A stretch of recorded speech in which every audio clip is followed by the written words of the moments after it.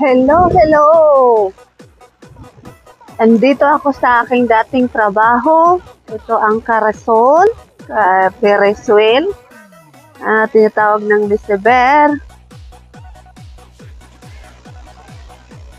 So ayan, ako'y pupunta doon sa gate ng Liseber dahil galing ako sa work and then medyo ang train na sinasakyan ko may problema doon sa Gamlestad. So, tinawagan ko yung anak ko at sabi ko na hindi ako makalusot gawa ng stop ang tatlong sasakyan ko. So, sabi niya na ako ay magantay sa harap ng Liseber Park. Ang Liseber Park, ako sa inyo kung saan ako nagwo-work. Before, sa isang hotel. Ito, hotel din ito. 3 towers. Ayan. So, ako'y pupunta doon. Papakita ko sa inyo ang view ng isang amusement park na number 1 sa northern here in Europe, ang Liseber Park. So, sa ngayon ay ang mga visitors na mamasyal ay through booking, magbubuk ka. Dati, magpipila ka. So, itong 3 tower dito, guys, last time nag-work din ako dyan sa isang convention center na, ayan nga, yung may mga malaking alang gimamit. Ayan, servitries, nagsiserve ng pagkain sa mga nagbanket. Diyan ang Gutya Tower. Kung makikita niyo yan. 3 tower na yan siya. 3 hotel. And then sa building na yan, guys, ang maka-occupied ng kumakain dyan, yung pinapakita ko sa inyo, is 1,500. So, kung merong malaking banquet, diyan sila kakain sa maka-occupied ng 1,500 na guest. So, dito na tayo sa malapit na sa Liseber Park. Sa ngayon dahil summer, kaya bukas. Ayan. Marami nang nagpunta dito. Ay, bukas na pala yung ayan, nakita nyo? Ayan, maraming tao. Dito ako nag-work dati, guys. Ayan, Liseber Park Amusement. So, ayan, ipapakita ko sa inyo. Ayan, sa loob. Marami dyan mga pasakay, karasol. Kaso lang maraming mga palaro. Kaso lang hindi ako pumapasok dyan gawa ng walang Dati libre kami. Ayan, dati libre kaming pumapasok dyan, guys. Ang dami naming ticket. So, ito yung Liseber Amusement Park. Ayan, no? Kita nyo? Maganda dito. Pero sa time na ngayon, hindi ganong maraming tao dahil nga sa pandemic. Pero usually, ang normal dito ay talagang nakapila, punong-puno yan, guys. Pila yan hanggang So, yan ang amusement park dito sa Gothenburg, Sweden. Ang the best na amusement park sa Gothenburg, Sweden. So, yan, makikita nyo yan. Dito ako mag-abang sa aking anak. Yan, mga guardia yan sila. Nakapasok. Yan sa loob, kung nakikita nyo sa loob. Yan, no? Mag-book na lang sila. Magtatanong ako.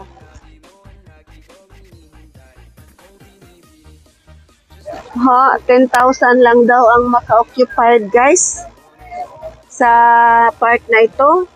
Compared sa mga the past few years. Kaya yan. Kaso lang, hindi tayo makapasok. Mag-book lang muna. Pero someday, somehow, papasok kami dyan. Ayan, ang Ferris wheel. Merong boulder, merong ayan nang sa loob. Every year may party kami dyan, guys. Ayan, kita nyo. Ayan siya.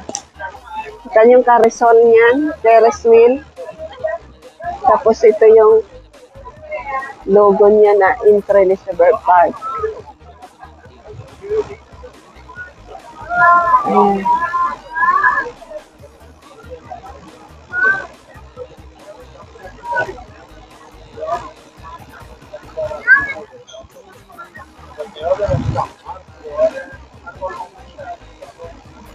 So, dito ako mag-aabang. Kasunduin ako ng anak ko at uuwi sa bahay. Kakain daw siya sa bahay, no?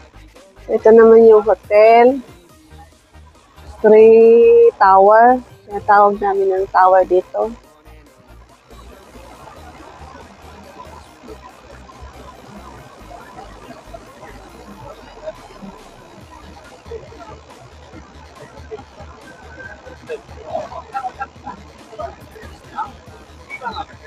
Sa loob, maraming tao. 10,000 lang. Kasi may limit ang pagpasok dito. Ito yung magbili ka ng ticket. Dati libre kami dito lahat. Pasakay dahil sa ID namin, ginagamit yung ID namin. Tapos every year may party kami. Kaya silipin natin yung loob. Ayan. Nandoon sa unahan yung mga sakayan, mga boulder, mga kanoner, mga iba-iba na, guys. Kaya, so yan ang ticket. Ito ang magbili ng ticket. Dito yon. Ayan. Meron na din silang yung magbili ka ng ticket dito sa machine bago ka pumapasok. Kasama na. Kaya, nakakamiss din ang Elizabeth, guys, no?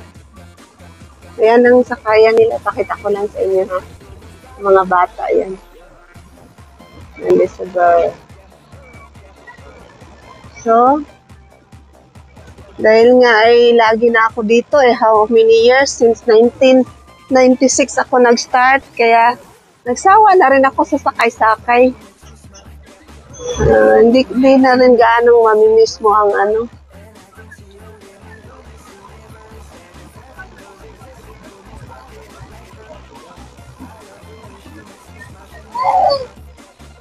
Today is Friday, guys, August 6, 2021. Ayan. Maraming family kasi ang mga bata gusto nilang magsakay-sakay, no? So, ayan, guys, napakita ko na sa inyo, pero somehow papasok tayo sa loob at magtingin-tingin doon kung ano. Pero for right now, sa labas lang muna tayo dahil wala tayong ticket dahil through internet ang pag-book para makapasok. Yan ang system nila. So, thank you so much for watching. And thank you so much for watching. And mega shout out. Tingnan mo yung mukha ko. Galing pa ako sa trabaho. Ayan. Sabit ko na naman yung ID ko. So, see you next time sa aking vlog. Bye!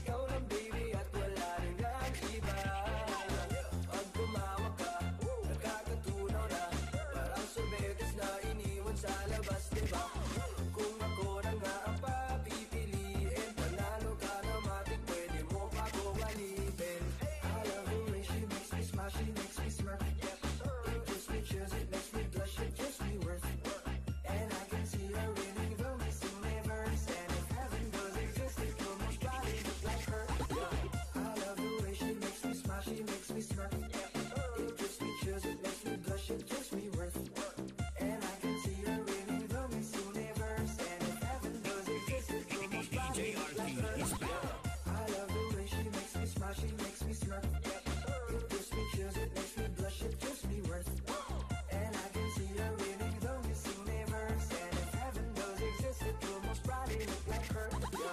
I love the way she makes me smile, she makes me smirk. It gives me chills, it makes me blush, it gives me worth. And I can see her winning the Miss Universe. And if heaven does exist, it will most probably look like her.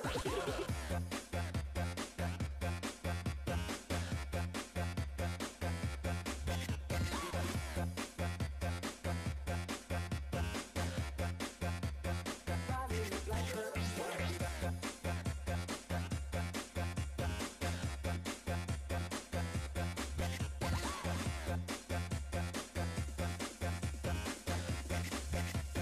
Probably look like her. Yeah. Huwag mo sanang iisipin na papagod na ko. Di ako apurado pero sa'yo ano ba